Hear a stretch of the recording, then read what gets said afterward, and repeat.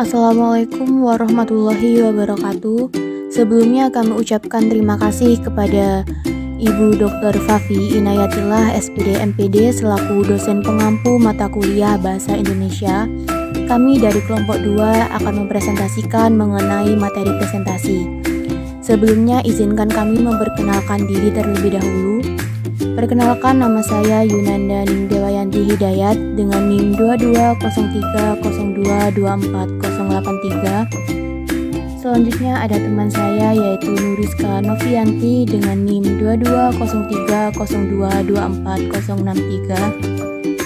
220302248063. Selanjutnya ada teman saya yaitu Dinasti Dava Alfikri dengan NIM 220302248071. Materi yang akan kami bahas akan terbagi menjadi beberapa submateri. Submateri yang pertama yaitu mengenai pengertian presentasi. Yang kedua ialah mengenai manfaat presentasi. Yang ketiga ialah mengenai tujuan dari presentasi. Yang keempat adalah syarat menjadi presentator. Kelima, teknik presentasi yang benar.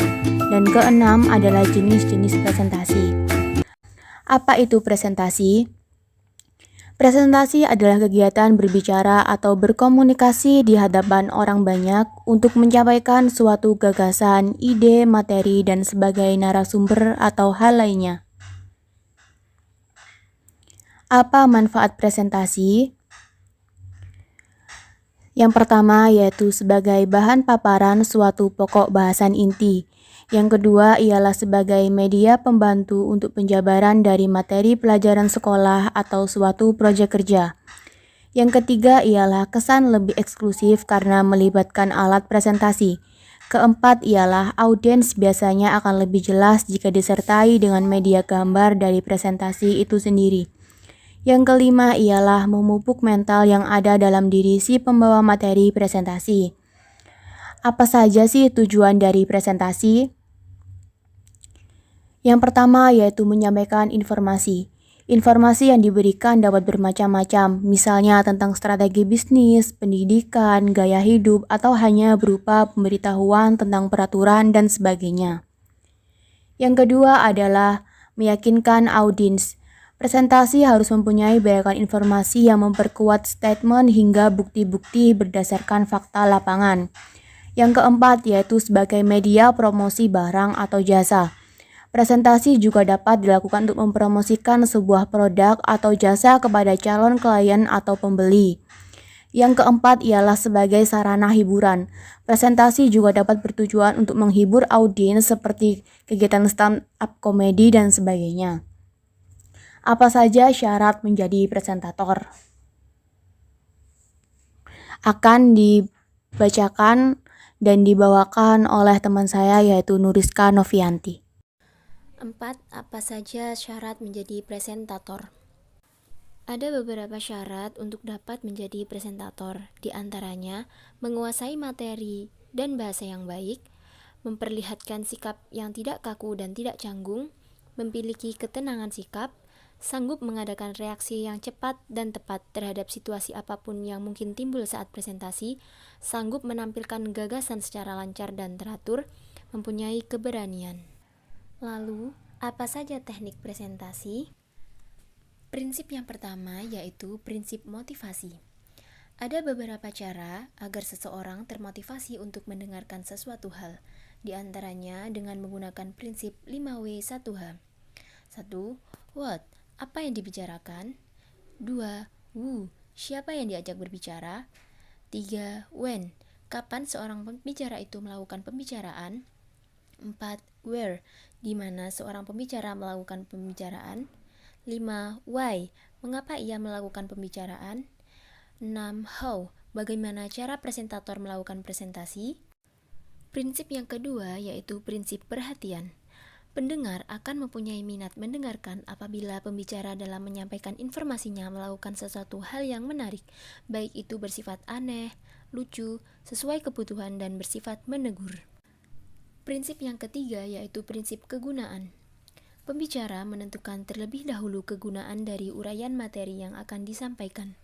Hal ini bertujuan agar pendengar tidak mempunyai rasa penasaran mengapa seorang pembicara menyampaikan informasi tersebut kepada pendengar. Dan prinsip yang keempat yaitu prinsip keinderaan. Alat peraga berfungsi untuk memperkenalkan topik pembicaraan dengan dibantu oleh peragaan-peragaan visual lainnya. Hal ini membantu pembicara dalam mengatakan suatu hal atau kata demi kata.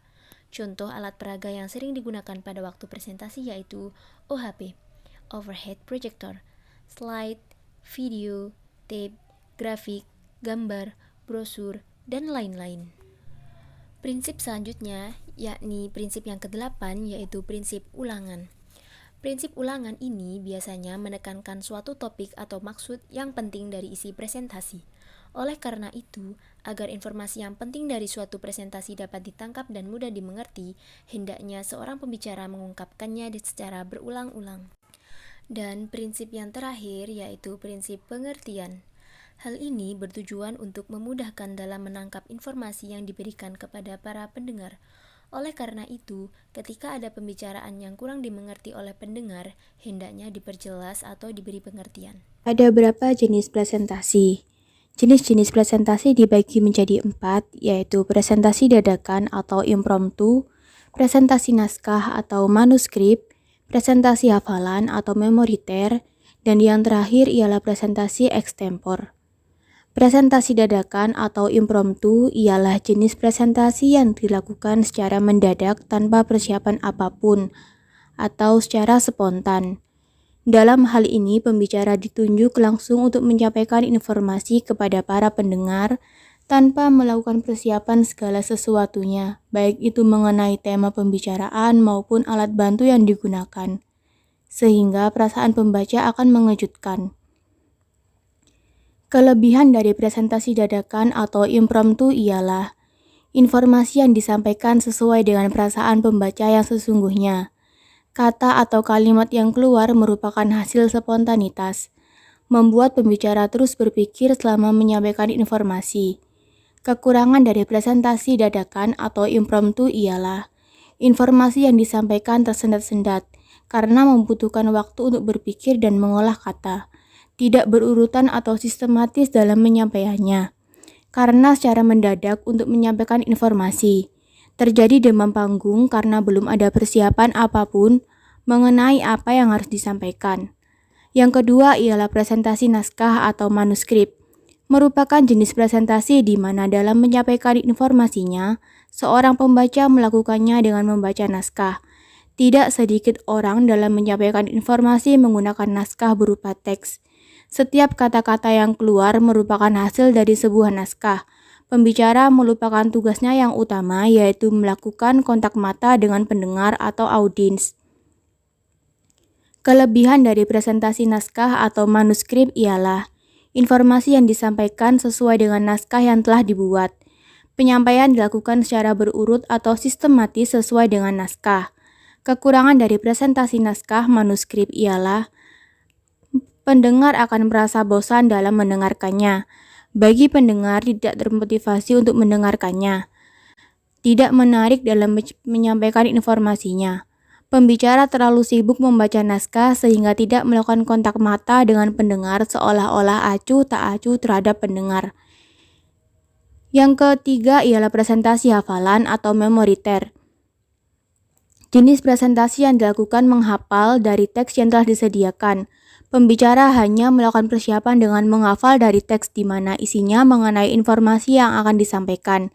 Jenis ini sangat buruk untuk dilakukan karena apabila melupakan kalimat atau kata dari naskah, maka presentasi yang dilakukan akan kurang sempurna dan bisa terjadi kegagalan. Yang keempat ialah presentasi ekstempor, di mana pembicara mempersiapkan materi dengan garis besarnya saja atau poin-poinnya saja. Kemudian pada saat presentasi akan dijabarkan secara mendetail. Kelebihan dari presentasi ekstempor ialah pembicara dapat menyampaikan informasi secara jelas karena ada persiapan sebelumnya. Dapat menyampaikan secara sistematis atau berurutan. Kemungkinan besar pembicara dalam menyampaikannya menarik perhatian audiens atau pendengar karena tidak berpedoman kepada naskah ataupun hafalan, tetapi tidak melenceng dari garis besar materi. Pembicara lebih leluasa dalam menyampaikannya. Pembicara dapat melakukan kontak mata dengan pendengar audiens sehingga akan terlihat apakah pesan yang disampaikan menarik atau tidak. Kekurangan dari presentasi ekstempor ialah perlu memiliki wawasan yang cukup mengenai tema yang akan dibicarakan, membutuhkan waktu yang lama dalam persiapan presentasi. Bagi pemula, sulit untuk dilakukannya karena membutuhkan keahlian dan pengalaman yang cukup. Sekian materi presentasi yang dibawakan oleh kelompok 2.